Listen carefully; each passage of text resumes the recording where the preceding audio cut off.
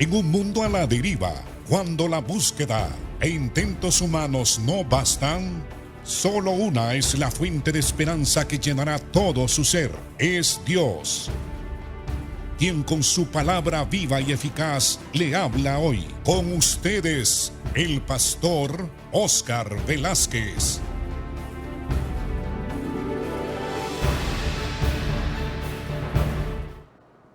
Bienvenidos a su programa Viva y Eficaz.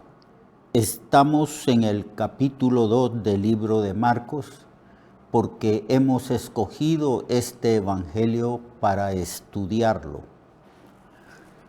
Ayer estuvimos hablando sobre el llamamiento que Cristo le hizo a Leví, al publicano cobrador de impuestos que tiene como nombre Mateo, que más tarde escribió uno de los evangelios que lleva su título, el Evangelio según Mateo.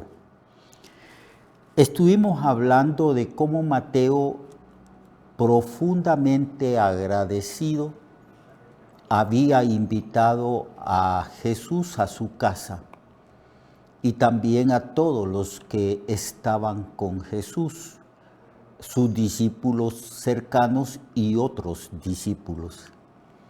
Y que Jesús no tuvo reparo alguno de aceptar esta invitación y entró en casa de Mateo, del cobrador de impuestos, que los religiosos de la época en que Jesús vino, ellos no tenían comunión con los pecadores, catalogaban a los cobradores de impuestos como de los peores pecadores que habían en Israel, porque ellos cobraban impuestos, eran empleados por el mismo imperio romano.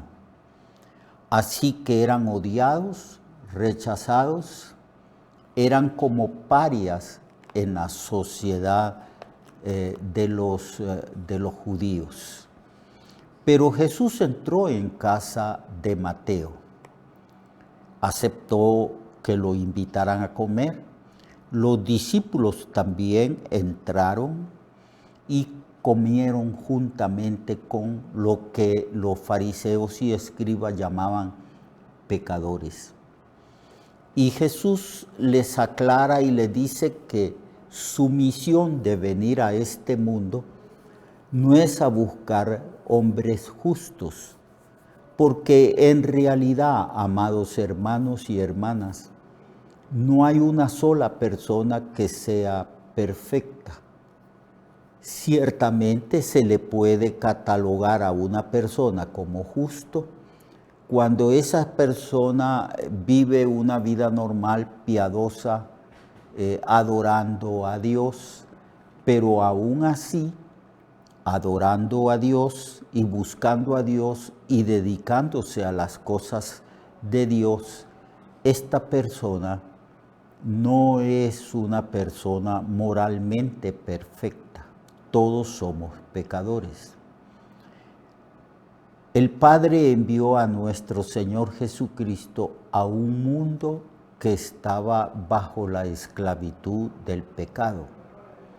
Él no vino a buscar personas que fueran ya salvas, porque no existe una persona salva en este mundo por sí mismo o por sus propios méritos religiosos. Todos hemos pecado. Ese es el veredicto de Dios. Y como todos hemos pecado, entonces todos los seres humanos pecadores están separados de Dios y merecen el juicio eterno en un lugar que la Biblia declara que es un lago de fuego que arde con azufre. Ese es el veredicto divino. Pero Jesús le dijo a estas personas que estaban criticándolo a él y a sus discípulos que él no había venido a este mundo a buscar justos, sino a pecadores. que los que están enfermos son los que necesitan médico, diciendo Jesús que Él es el médico divino que puede sanar la enfermedad del alma y puede sanar la enfermedad del cuerpo. Él puede perdonar los pecados. Él tiene autoridad para hacerlo por cuanto Él es nuestro Redentor. Él llevó el castigo que merecían nuestros pecados, que es la muerte. Por eso Jesús murió por los pecadores en un patíbulo romano, colgado de sus manos en un madero y de sus pies. Y ahí Cristo sobre su cuerpo llevó nuestros pecados y el castigo de la muerte por nuestros pecados. Él sí tiene autoridad para perdonar los pecados, nadie más. Nadie más está calificado, autorizado para perdonar los pecados del ser humano. Por eso se anuncia el Evangelio y se dice que bajo este cielo no ha sido dado a los seres humanos un nombre que podamos ser salvos, sino solamente el nombre de Jesucristo. Jesús es el único Salvador. Cristo dijo: yo soy el camino, la verdad y la vida, y nadie viene al Padre si no es por mí. Los fariseos, los escribas, la élite religiosa de esa época en que Cristo vino, no entendieron ni comprendieron la actitud de Cristo ni el ministerio de Cristo. Dios lo envió como el Cordero de Dios que quita el pecado del mundo. Cristo vino a buscar y a salvar lo que se había perdido. Y lo que se había perdido era toda la raza humana. Todos los seres humanos, sin excepción alguna, perdidos, porque todos hemos pecado. Unos pecan más y otros pecan menos. Unos por causa de su pobreza o de la condición en que nacen en este mundo, pueden estar sujetos a mayor cantidad de tentaciones y a una vida muy menguada, muy baja en cuanto a la calidad de vida. Pero todos, los ricos como los pobres, los sabios como los ignorantes, los religiosos como aquellos que no practican ninguna religión, todos, absolutamente todos, somos pecadores. Y Jesucristo vino a buscarnos a nosotros, los pecadores. Él vino como un pastor que busca las ovejas perdidas. Este ministerio de amor, de gracia, de misericordia que Cristo realizó y sigue realizando, porque Cristo sigue buscando y salvando lo que se había perdido, no lo comprendieron los religiosos, porque ellos estaban llenos de orgullo. Ellos creían que ellos sí merecían la salvación. Creían que ellos sí merecían el favor divino porque ellos estaban haciendo obras meritorias, estaban tratando de agradar al Señor, aunque no comprendían que eran pecadores. De igual manera que los demás pecadores, en este caso específico, tan pecadores como los publicanos. Entonces Jesús le dice: yo he venido a llamar no a personas justas, sino a pecadores. todo el ministerio de Jesucristo se enfocó precisamente en estas palabras que Él respondió. Porque todo el ministerio de Jesucristo en aquel entonces y hoy en día, Él sigue viniendo a los pecadores. Nosotros somos el ejemplo de ello, que el Señor nos halló, nos buscó, nos justificó, nos perdonó, obró en nuestro interior para que lo conociéramos a Él y nos concedió por gracia su salvación, porque Él ha venido a buscar y a salvar lo que se había perdido.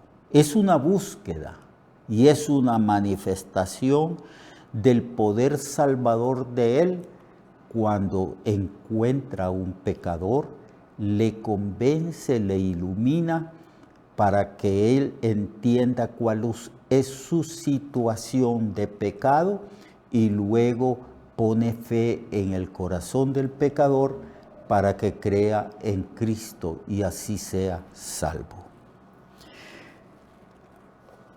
Todo este pasaje del capítulo 2 y capítulo 3 habla precisamente de la actitud criticona y juzgadora de los religiosos de la época de Cristo que hacían énfasis en la ley y que se habían vuelto legalistas.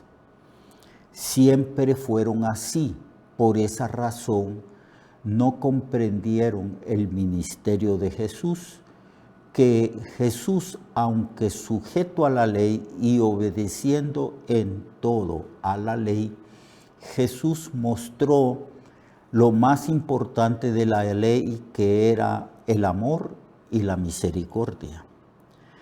Porque la ley de Dios es una manifestación de amor y de misericordia, pero ellos se volvieron legalistas y entonces pasaban siempre juzgando a los demás.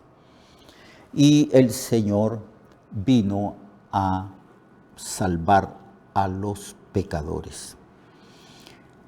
Luego surge otra pregunta, que era una pregunta sobre el ayuno.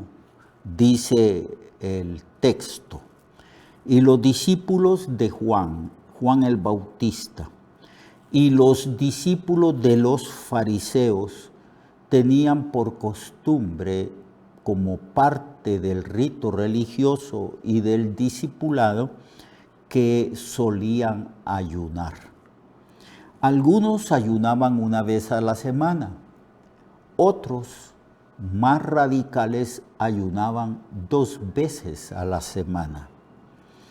Y entonces vinieron y le dijeron a Jesús: ¿por qué los discípulos de Juan y los de los fariseos ayunan y tus discípulos no los vemos que ayunan? ¿Por qué tú no les enseñas a tus discípulos a ayunar? El ayuno era una práctica y disciplina religiosa que tenía un propósito: buscar, consagrarse y entregarse más al Señor. Era una búsqueda sincera, y también el ayuno era una manifestación de humildad y de humillación. Y entonces le preguntaron al Señor: vemos que tus discípulos comen y no ayunan. Jesús les dijo, les dio una razón por qué no ayunaban. Y les dijo: ¿acaso pueden los que están de bodas ayunar mientras está con ellos el esposo? Entre tanto que tienen consigo al esposo, no pueden ayunar, porque es un tiempo de alegría, es un tiempo de regocijo, es un tiempo de fiesta, porque eso es precisamente el tiempo cuando un hombre y una mujer se van a casar. No ayunan, están llenos de alegría y de gozo a causa de la boda. Entre tanto que tienen al esposo, no pueden ayunar, dijo el Señor. En este caso, Jesús dice de sí mismo que Él es el esposo. Pero vendrán días cuando el esposo les será quitado, y entonces en aquellos días ayunarán. Les está diciendo, yo seré quitado de ellos, yo iré a la cruz, yo moriré por los pecadores, yo resucitaré al tercer día. Yo me manifestaré a ellos después de la resurrección, y a los 40 días después de mi muerte, yo voy a subir al cielo y me sentaré a la diestra del Padre en las alturas. Él les está diciendo eso. En pocas palabras, dice que cuando el esposo sea quitado de entre ellos, ellos ayunarán. Que mientras Jesús estuviera con ellos, el Señor iba a predicar el Evangelio de la gracia, porque estaba inaugurando el año del jubileo, el año del perdón, el año de la liberación, el año del perdón de las deudas, porque en esa época estamos, usted y yo, hermanos. Estamos en el año del jubileo, en el tiempo de la gracia, en el tiempo en que la salvación es concedida a los pecadores que se arrepienten y creen en Cristo de una manera gratuita. Entre tanto que tienen consigo al esposo no pueden ayunar, pero vendrán días cuando el esposo les será quitado y entonces en aquellos días ayunarán. Y luego el Señor pasa a decirles que se va a inaugurar una época de gracia, una dispensación del Espíritu, porque en esta dispensación del Espíritu estamos. Y el Señor dice que no puede mezclarse ambas dispensaciones. No se puede mezclar la dispensación de la ley con la dispensación de la gracia. Y esto Él lo ilustra de dos maneras. Una, sobre la ilustración del remiendo, del paño nuevo con vestido viejo. Él dice, nadie pone remiendo de paño nuevo en vestido viejo. De otra manera, el mismo remiendo tira del viejo y se hace peor la rotura. No se puede mezclar, no puede ser compatible la dispensación de la ley que exigía que el hombre tenía que cumplir estrictamente los preceptos y mandamientos y principios de la ley para ser justificado delante de Dios. No se puede mezclar esto con el tiempo de la gracia, donde el Señor otorga la salvación de pura gracia por medio de la fe en la persona de Jesucristo, quien nos da su Espíritu para que nosotros podamos vencer la tendencia de pecado y cumplir con los mandamientos del Señor. Nadie pone remiendo de paño nuevo en vestido viejo. Y también ilustra lo mismo de esta otra manera. Y nadie echa vino nuevo en odres viejos. Una de las industrias a las cuales se dedicaban los judíos era hacer vino para la venta. La gente tenía viñedos y entonces elaboraban el vino que era parte de la dieta diaria cotidiana de la dieta alimenticia cotidiana del pueblo de Israel. Entonces el Señor dice: nadie echa vino nuevo en odres viejos. De otra manera, el vino nuevo rompe los odres y el vino se derrama y los odres se pierden. Pero el vino nuevo es echado en odres nuevos que ahí se han de echar, porque los odres eran hechos principalmente de la piel de ovejas o de cabros, y cuando eran nuevos, esa piel era elástica, y cuando se ponía el vino nuevo dentro de esos recipientes, el vino fermentaba y producía gases que hinchaban el odre, pero no se rompían, porque eran odres nuevos, eran piel elástica.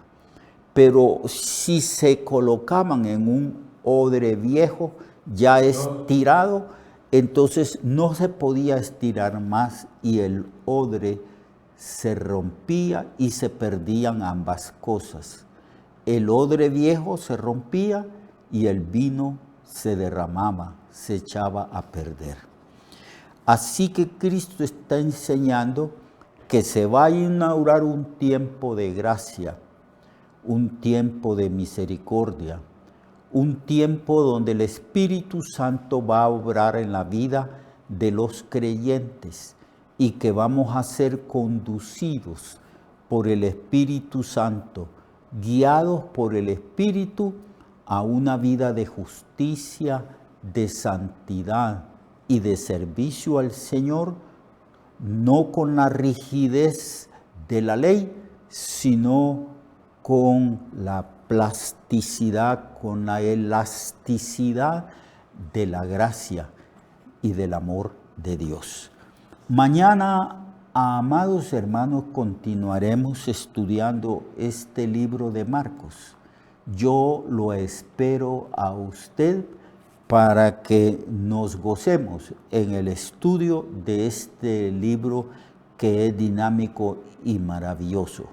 Dios le bendiga y Dios le guarde, y recuerde, los actos suyos deben de ser actos de amor y de gracia, porque en este periodo de gracia estamos. Hasta mañana. Lo espero a usted aquí. Recuerde que su vida puede cambiar y mejorar, porque la palabra de Dios es viva y eficaz, y más cortante que toda espada de dos filos. Hebreos 4:12. Nuestra oración y deseo es que esta palabra predicada lleve mucho fruto. Le esperamos en el próximo programa, a esta misma hora y en esta misma estación.